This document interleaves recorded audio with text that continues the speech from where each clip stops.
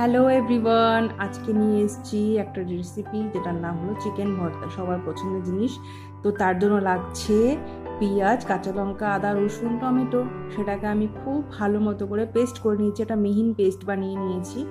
তো দেখতেই পাচ্ছ কতটা মিহিন হতে হবে। তারপরে আমি চলে যাব চিকেন সিদ্ধ করতে। চিকেনগুলো নিয়েছি সলিড পিস, সেটাকে আমি সিদ্ধ করে নিয়েছি।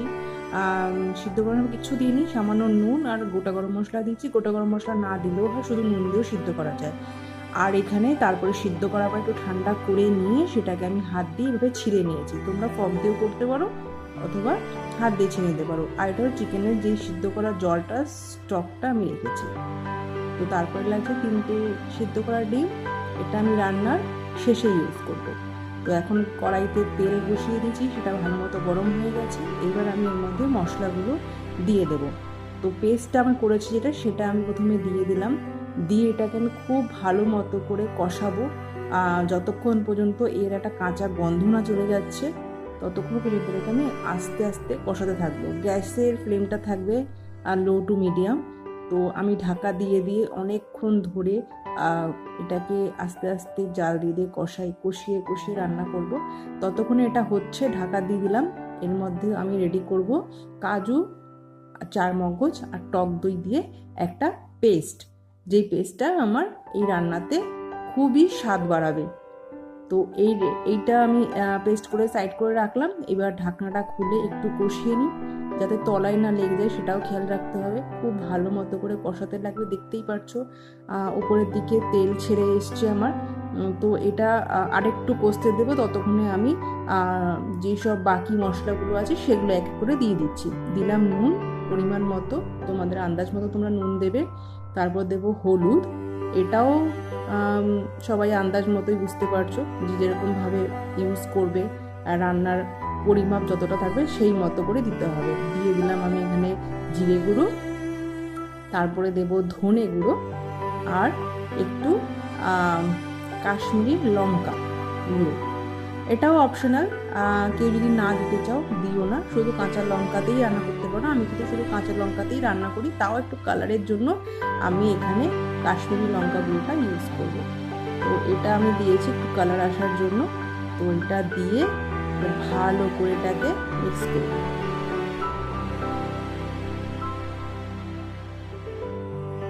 এটাকেও ভালো করে মিক্স করার পরে আমি ঢাকা দেব, যাতে এর আবার ভালো করে কষিয়ে যাতে তেলটা উপরে ছেড়ে আসে, ততক্ষণ পর্যন্ত আমি এটাকে ভালো করে কষাবো। এখনও পর্যন্ত কাঁচা একটা স্মেল ছাড়ছে, যেটা আমাকে দূর করতে হবে। বুঝতেই পারছো। ঢাকা দিয়ে দিলাম। ঢাকা দিয়ে এবার এখনও পর্যন্ত কিন্তু আমার গ্যাসের ফ্লেমটা লো টু মিডিয়ামই আছে।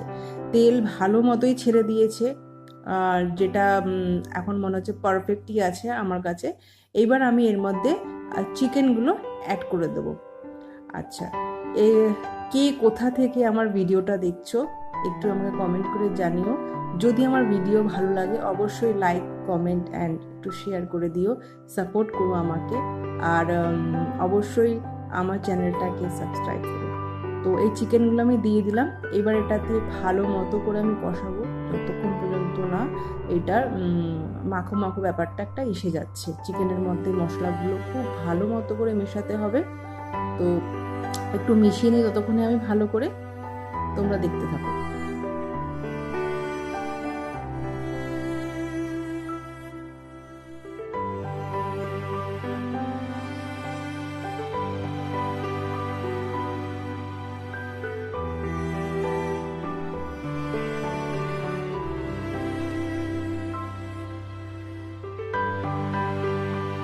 এবার আমি ঢাকা দিয়ে দিলাম। ঢাকা দিয়ে কিছুক্ষণ রাখার পরে এই জাস্ট 2-3 মিনিট ঢাকা দিয়ে রেখেছিলাম। তারপর ঢাকাটা তুলে এটাকে আবার নাড়িয়ে নিচ্ছি ভালো করে, যাতে নিচে না লেগে যায়, সেই দিকেও খেয়াল রাখতে হবে। তো আমি এটা কন্টিনিউয়াসলি নাড়িয়েই যাচ্ছি যতটুকু পর্যন্ত নিচ থেকে তেল না ছেড়ে আসে, জিনিসটার থেকে তেল না বেরিয়ে যায়। এবার দেখুন আমি এই স্টকটা দিয়ে দিলাম। স্টকটা দিয়ে আবার কিছুক্ষণ কষাবো। আর স্টকটা তোমাদের মন মতো করেই রাখবে, মানে যতটা তোমরা গ্রেভি খেতে চাও, যতটা এর থিকনেস তোমাদের পছন্দ, তোমরা সেই মতো করেই স্টকটা বাড়ানো কমানোর মতো করবে। জলের পরিমাণটা চিকেন সিদ্ধ করার সময় সেই মতো করে আন্দাজ মতো দেবে। সবই এটা আন্দাজের খেল, রান্না শুধু আন্দাজ আর একটু কারুকার্য নিজের, আর কিছু না। আমি এই যেটা পেস্ট করে রেখেছিলাম টক দই, কাজু বাদাম আর চারমগজ, সেই বাটাটা আমি এখন দিয়ে দিলাম। আমাদের রান্না কিন্তু অলমোস্ট শেষের পথেই চলে এসছে। তো আমি এটাকে দিয়েও ভালো মতো করে নাড়াবো, নাড়িয়ে ঢাকা দিয়ে দেবো। আর ঢাকা দিয়ে কিছুক্ষণ আবার আমি এটাকে স্টে করাবো যতক্ষণ এর ওপর থেকে তেল ব্যাপারটা ছেড়ে না আসে।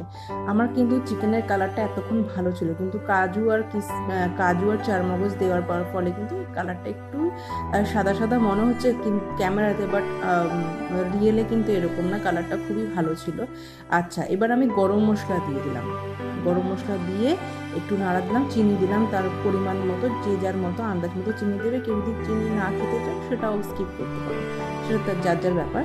তো আমরা একটু মিষ্টি মিষ্টি পছন্দ করি ব্যাপারটাকে, তাই একটু চিনি দিলাম, দিয়ে ভালো করে কষালাম। দেখতেই পাচ্ছ ওপরে তেল ছেড়ে এসছে। এবার আমি একটু দিয়ে দিলাম কাসুরি মেথি, এটাও স্বাদটাকে দুর্দান্ত বাড়ায়। এই রান্নায় কাসুরি মেথিটা কিন্তু খুব ভালো যায়, তো সবাই একটু দেওয়ার চেষ্টা করো এটাতে, এই ফ্লেভারটা একটু রিচ আসে আর একটু রেস্টুরেন্ট স্টাইলে একটু মনে হয় যে না একটু এরকম টাইপের ধাবা স্টাইল, রেস্টুরেন্ট স্টাইল। তো যাই হোক, আমি একটু কষিয়ে দিচ্ছি, ভালো করে কষিয়ে এটাকে আমি ঢাকা দিয়ে দেবো আবার। ঢাকা দিয়ে কিছুক্ষণ রান্না করার পরে দেখো তেলটা উপরে ছেড়ে এসছে, আমাদের রান্না কিন্তু অলমোস্ট ডান। তো এখন আমি কি করব, এর মধ্যে দিয়ে দেব আমুলের ফ্রেশ ক্রিম। আমুলের ফ্রেশ ক্রিমটা আমি এর মধ্যে একটু দেবো। আমি একটু দেখো গ্যাসের ফ্লেমটা এই মুহূর্তে আমি বাড়িয়ে দিয়েছি একটু, আর এই ক্রিমটা আমি দিচ্ছি ফ্রেশ ক্রিম, এটা আমুলের। এইটাও কিন্তু গ্রেভিটাকে আর এই রান্নাটাকে অনেক পরিমাণে সুস্বাদু বানিয়ে দেয়। এইটা কিন্তু কেউ স্কিপ করো না। আর যদি কারোর কাছে ক্রিম না থাকে তাহলেও একটা কাজ করতে পারো, এটা টিপস তোমাদের, দুধের স্বরটাকেও কিন্তু তোমরা মিক্সারে ব্লেন্ড করে সেটাও ইউজ করতে পারো। ওই যে 3টে ডিম আমি নিয়েছিলাম, তার মধ্যে দিয়ে 2টো ডিম আমি একটু এরকম ন্যাশ করে নিয়েছি, একটু ভেঙে ভেঙে নিয়েছি, সেটা আমি দিলাম। আর একটা ডিম রেখেছি আমি গার্নিশিংয়ের জন্য, সেটা আমি শেষে একটু সাজিয়ে দেওয়ার জন্য আমি ওই ডিমটাকে রেখেছি। তো ভালো করে মিশিয়ে নিলাম, দেখতেই পাচ্ছ রেডি হয়ে গেছে আমাদের। এবার আমি গ্যাসের ফ্লেমটা অফ করে দেবো। তো একটু নাড়িয়ে গ্যাসের ফ্লেমটা অফ করে কিছুক্ষণ ঢাকা দিয়ে দেবো। ঢাকা দিয়ে আমি পরিবেশন করে নিয়েছি। পরিবেশন করার পরে এটার লুকসটা কেমন আসছে দেখো, ওয়াও, জাস্ট ওয়াও। এখানে জানি না ভিডিওতে কালারটা কীরকম কী আসছে, বাট সামনে দেখতে জাস্ট ডিলিশিয়াস। এটার লুকসটা অসাধারণ এসছে। এখন আমি ক্যামেরাতে কীরকম এসছে বা কেমন তোমরা দেখছো আর আমি বুঝতে পারছি না, বাট কালারটা খুবই সুন্দর এসছিল। তো চলো আজকে রাখি, আবার নেক্সট দেখা হবে। See you, thanks for watching.